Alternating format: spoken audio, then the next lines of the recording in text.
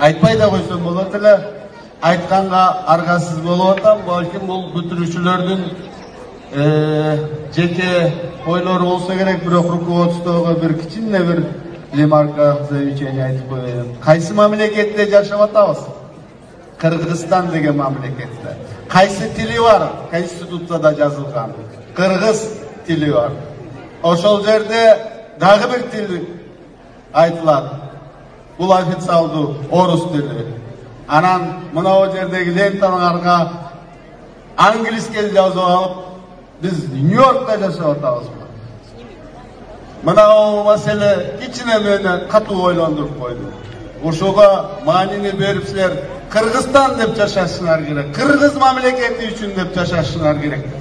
Эмнеге дегенде биз Кыргызстанда жашап өмүр кечирип атабыз. Бул эми мындай бир келечекте кичине бир ойлоно турган маселеңер болсун.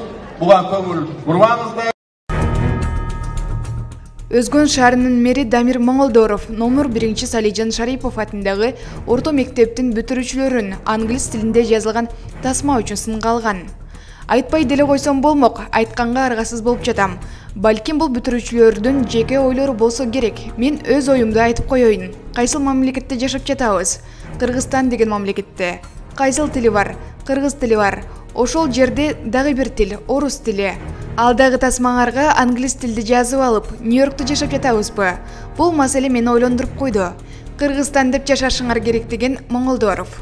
Урматтуу Москва шаарындагы мекендештер, Умбем клиникасы төмөнкү кызматтарды сунуштайбыз. Педиатр, гинекология, стоматология, неврология, хирургия, кардиология, лор, УЗИ жана башка. Андан тышкары массаж жана бардык лабораториялык анализдер. Толук маалымат +7 925 103 22 77. Биздин дарек Москва шаары, метро Нахимовский проспект, Сивашская 7, корпус 2.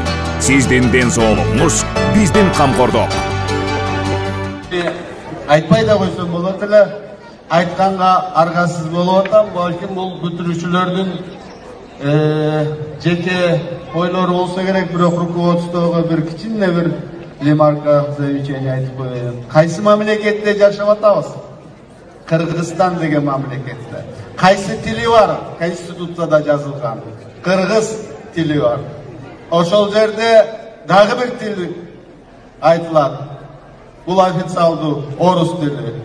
Анан мына жердеги ленталарга английский жазып алып, биз Нью-Йоркта жашап атабыз.